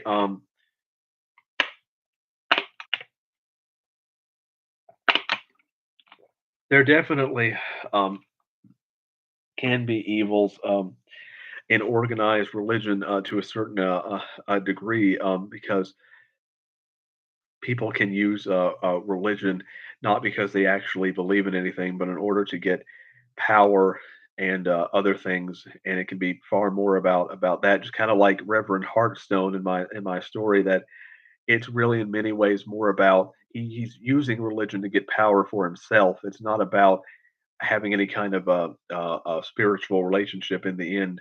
And so I definitely show because in Ecstasy and Ignominy, the people are in that book. Um, um, the the people the the non-religious people have issues, the religious people have issues. Everybody in this book has issues. I don't it's definitely not one-sided. um but however, I think that organized religion can have benefits to the extent that that even though I don't personally go to church myself for because mainly because I'm lazy. but but it can have benefits in terms of like getting giving people a sense of community, giving people a sense of social connection. I think many studies would back that up. So organized religions can be harmful, but it can also be beneficial depending on the brand and the context of it. Um, it's a mixture overall. But so I will say that I do have a lot of problems with the new with the so-called kind of like new atheist movement, because I think many of those people are frankly intellectually quite deficient. That you have certain people that they place so much faith in things that that science can answer, but that they exclude areas of knowledge like philosophy and theology and literature. And to me, you can't. I don't think that someone truly can be truly a well-rounded person or an intellectual or creative person unless they value all areas of knowledge. Otherwise, you're just a sophist in the end.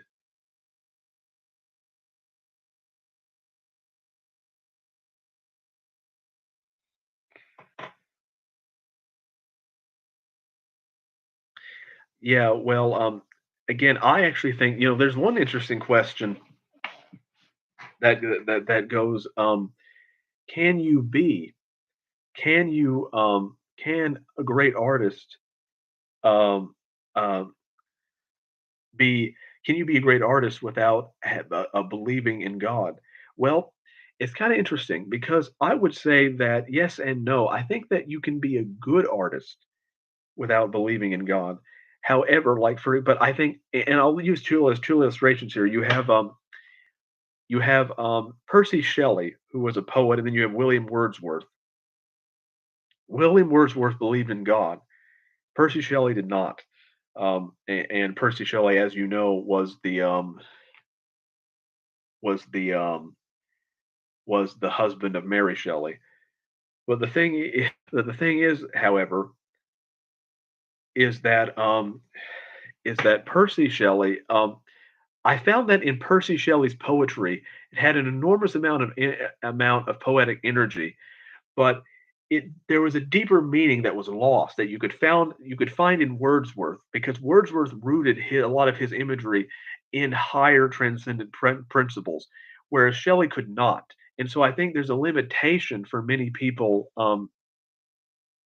godless artists, that they can get to they can on the surface level they can be aesthetically pleasing, but in many cases they cannot dig deeper. Now, I don't want to say that necessarily all of them, but quite often that's the case, especially with if you just suppose Shelley and William Wordsworth as writers. And that's what I try to do with my work. Is what I tried to do with the Ecstasy and the Ignominy, is that I tried um, to anchor everything within a deeper, to give it a deeper transcendent resonance. So, and for example, I'll give you an example of that when it says now it might be this might be difficult. I've marked out some things, so I'm going to be slow here reading it. But for this is an example of writing going beyond just the aesthetically beautiful into the transcendent.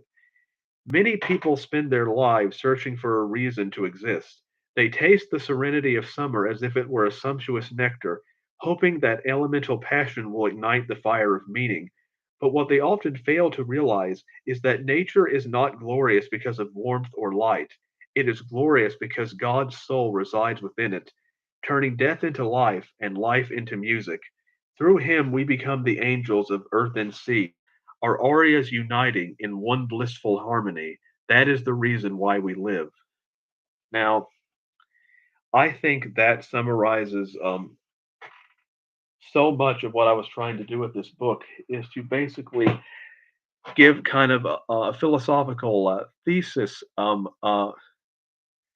in order to give basically a philosophical thesis for our reason for living and our reason for experiencing emotion and passion and all of that because ultimately it has to be rooted in the transcendent, otherwise it's going to result in these shallow aesthetics that can only take us so far in terms of pleasure and enjoyment and excitement that that there has to be a deeper purpose to it all in order to anchor it and give it a solid foundation. Otherwise, the temporary pleasures will ultimately result in nihilism in the end, which is what happens to so many characters in this book. But it does not happen to Catherine Harris because Catherine Harris is able to transcend that and experience the ultimate expression of love in I don't want to spoil it, but in a kind of sacrifice, and she is able to because as Jesus and she is able to transcend her desires, her ambitions, and experience the truest form of love, which is a form of selflessness, and to be selfless is to emulate God in the ultimate way, and and she's able to experience that towards the end of the book. She is able to essentially be one with God by the end, and to truly understand the meaning of life. Um, Anyway, speaking of Mary Shelley, I found your passage was true. Well, yes, I'm glad you think so. Speaking of Mary Shelley, I found that when I was reading Frankenstein last year, there are at least a third of the sentences in the book I either have written or could have written myself. Surreal. Yeah, well, I've come across sentences that seem almost like sentences that I've written, never quite. But also, one of the pretty things I have it could be seen as a problem. It depends. Is that I will often, um, I will,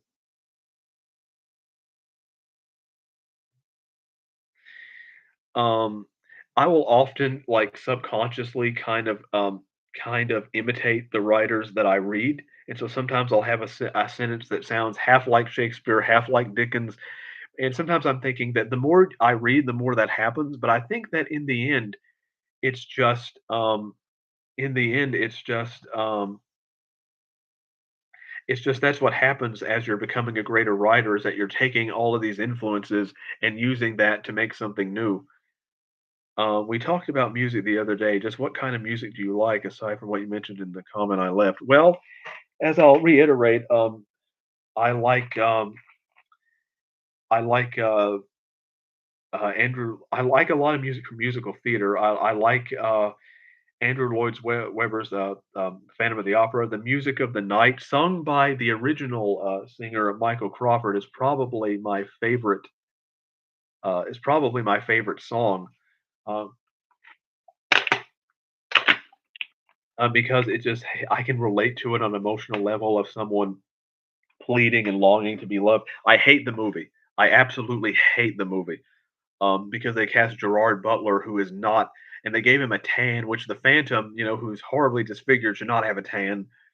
He couldn't sing either, and I hate the movie. And but I love the the Broadway play, especially the original cast. I saw Phantom of the Opera in 2012 on when I went had the fortune of going to New York City, which will probably never happen again. And for example, I have let me show you.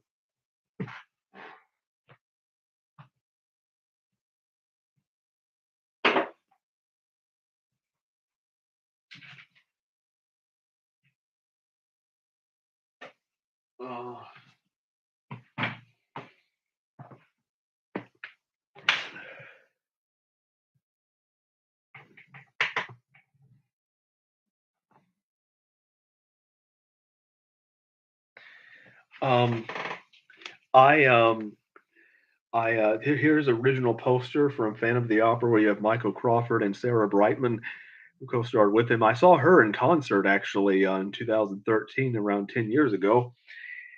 And here is the ticket that I got where I saw Phantom of the Opera in 2012, and then here is the ticket that I where I saw Sarah Brightman in concert, who is someone I'm a huge fan of. Sarah Brightman, who played the the lead role alongside Michael Crawford, Christine, and she is a soprano, um, and she kind of sings a combination of. Put these back here in a minute. And she kind of she she kind of uses a of um, combination of pop and opera, and she's someone that a huge fan of. Um, and I would love to see Michael Crawford in concert someday, although he's bit old at this point. He lives in New Zealand, I believe, right now. He's retired. Um, but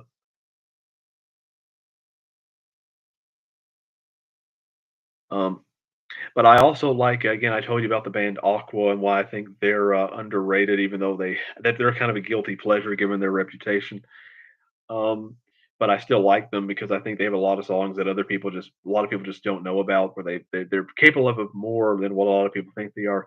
Elvis is probably my favorite singer, like I said, because he has just a lot of he has a really good resonant voice, and he was capable of singing almost any kind of music and making it sound good. My father saw him twice in concert, once in 1971, another time in 1974.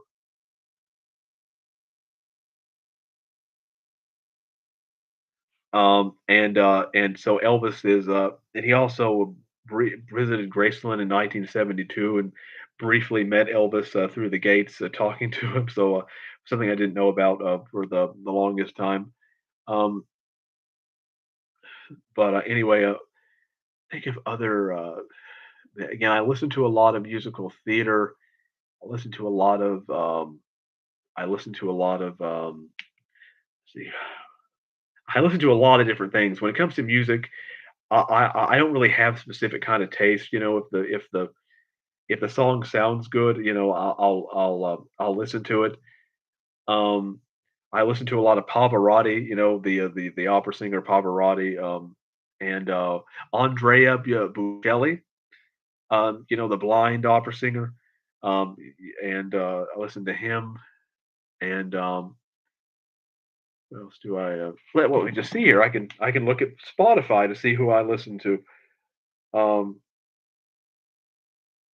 the who do I listen to a lot of movie music, like music from Ben-Hur, John Williams, who composed music from Star Wars, Home Alone, Indiana Jones. I listen to a lot of movie music, and Nicholas Rosa, who composed I think the music for Double Indemnity, Ben-Hur, um, a lot of movie themes. Frank Sinatra. I listen to a lot of Frank Sinatra and Nat King Cole. You know, the chestnuts roasting on an open fire, and big fan of Nat King Cole. And Aerosmith, you know, is a band that I listen to quite a lot of. The band, especially the song "Do Looks Like a Lady" is a song that I particularly like. Um, yeah, well, my music just has a bit of everything. It has anything from 100. Oh, Al Jolson. I'm a huge fan of Al Jolson.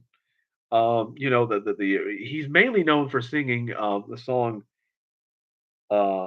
"Mammy," but he sang so much more than that.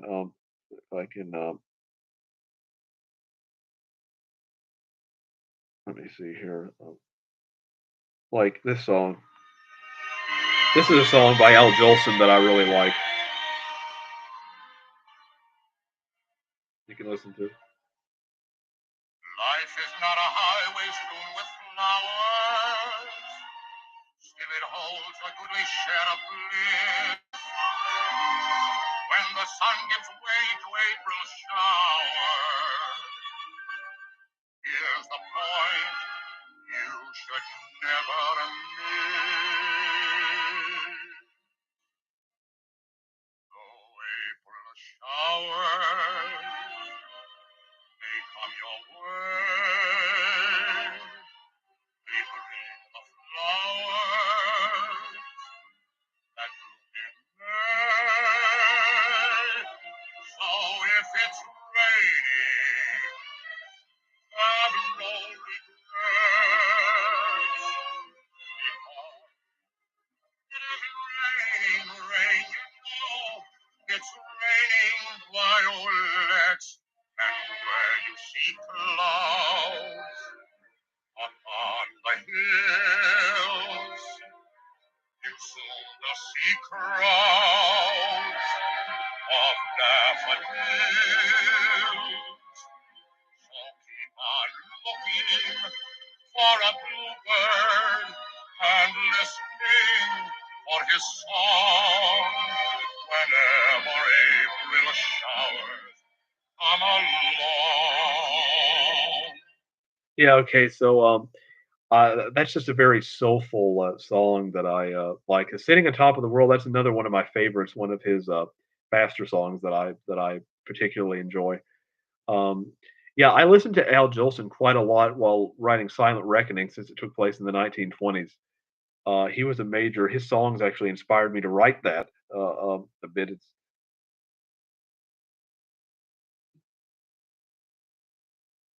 Yeah, there is a lot of good imagery in older songs. I also am a huge fan of a lot of the Bond soundtracks, like Goldfinger and Thunderball. Tom Jones is a singer that I really liked when he sang Thunderball, and there are just so many different uh, artists that I enjoy in that regard. Oh, I like the Beatles as well. The Beatles is a band that, especially a lot of their later music, when their lyrics became more complex. Um, yeah, I'm quite a huge fan of the Beatles. George Harrison probably being my favorite singer of the Beatles. Um, and so yeah.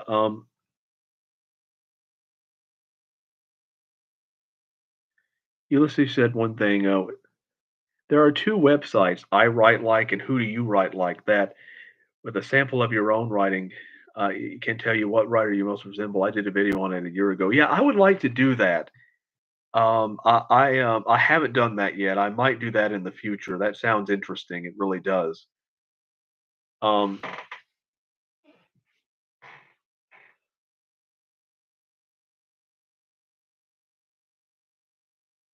um,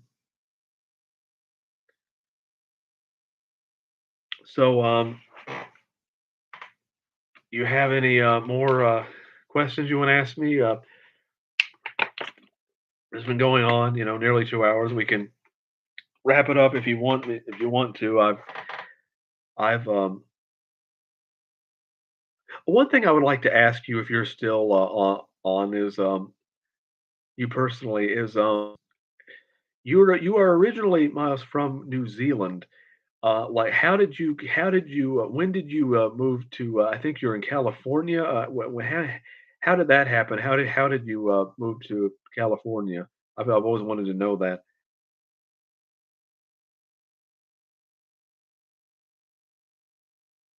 if you're still on.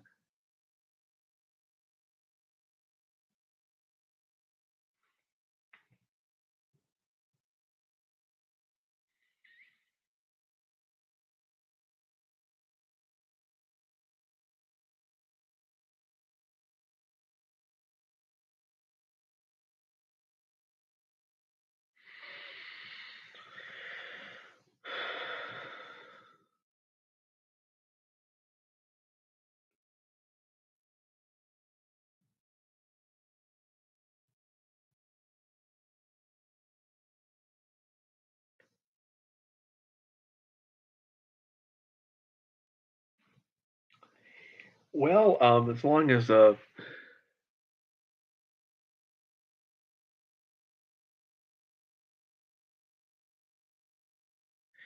going back to New Zealand next year, um, do you mean you're going back to New Zealand next year? You're going back to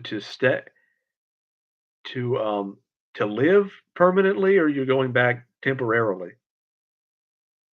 Because there is a difference. So you're going back to New Zealand to live, or to um, I've always wanted to. Um, yeah, I've always wanted to visit New Zealand. New Zealand, the land of to Americans, a lot of times New Zealand is just the land of Lord of the Rings. you know, the the place where that Peter Jackson, who's from New Zealand, filmed uh, Lord of the Rings and The Hobbit, I believe. And I've always wanted to go. A very long flight though.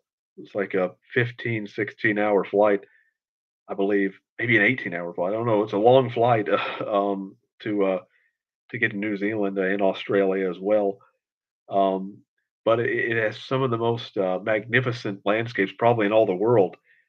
New Zealand does. Um, America does as well. America's a very big country, of course, but um, compared to New Zealand. But yes, I would love to visit there someday. Would love to go to England though, more than anything else. England is where I would love to go. Um,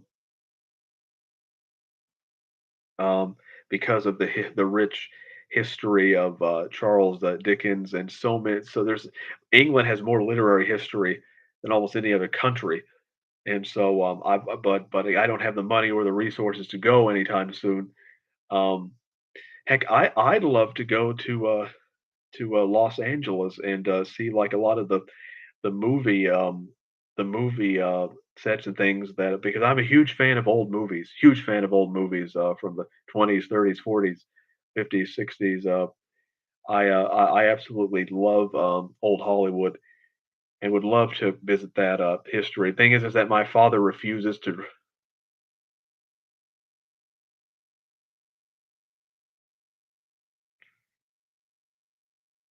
Um,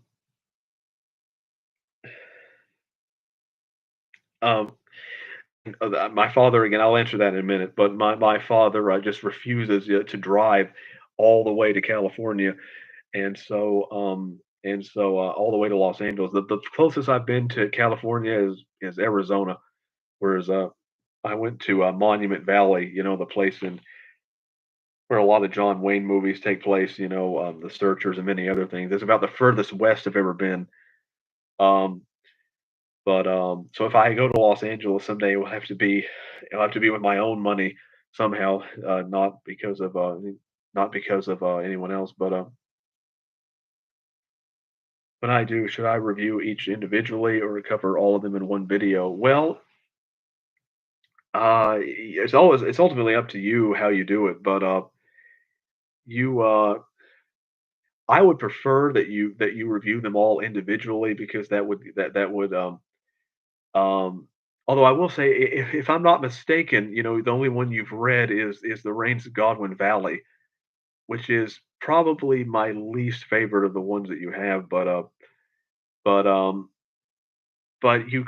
would prefer to do them all individually because that would give you more time than if you try to, go into them all at once. That what you could do, and this is just a suggestion, is that you review them separately and then you do like a comparison or some kind of retrospective thing in one video. You could do that, but that's just a suggestion. Um, um, I but I do have I get I've never had anyone though review my videos in a, I mean review my books in a, um I will say though that I do. No one's ever reviewed my books in a video before, so that does make me a bit nervous, in some ways, to be perfectly honest. But I would like to see it happen though. So that's something the idea of someone reviewing my books, that's something I would very much like to see happen. Although kind of makes me nervous at the same time. Um, but but yeah, I'm very grateful that you'd be willing to do that. Um, so, do you,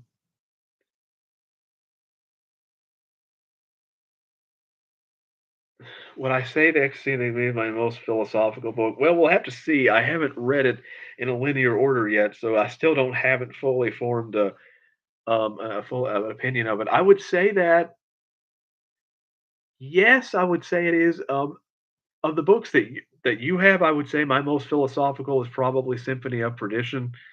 Um, but in terms of let's put it this way. Let's put it to you this way. The Symphony of Perdition deals with the kind of moral nihilism on kind of an individual scale and a philosophy on an individual scale. The Ecstasy of Ignimity deals with that on a societal scale. Therefore, so you have the individual, like in Symphony of Perdition. You could say that it deals with, I deal with that a little in Silent Reckoning, on in terms of like the psychological complexity of and philosophical complexity of a couple. But then Exeunt and the Exeunt Ignimity deals with philosophy on a societal scale. Therefore, it's a lot bigger. It's more serious. And so, in terms of scale, it is grander. But I do deal with it on an individual level more in other books as well.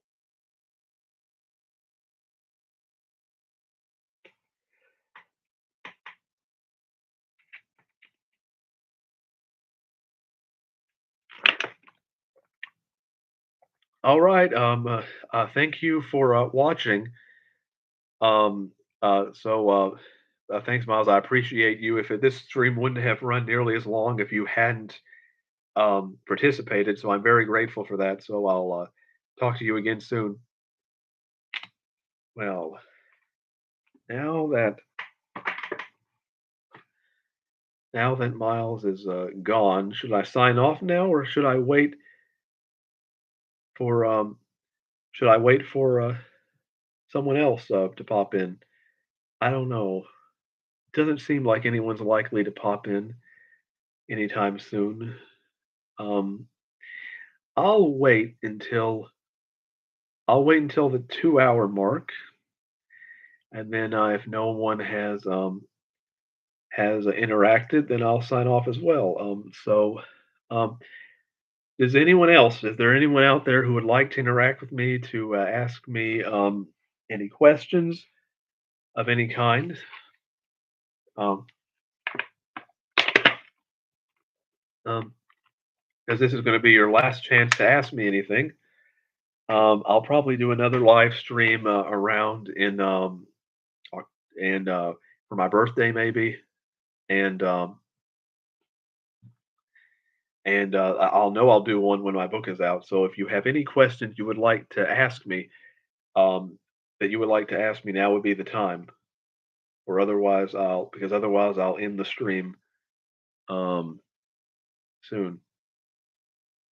Uh, And I know I have several female followers who people who follow me. I'd like to get some some female perspectives on things, writing and other things. Um, that would be most intriguing. Um, so so I guess at this point that no one else is going to participate in the stream, and if that is the case, then I will sign off. So yeah, thanks everybody.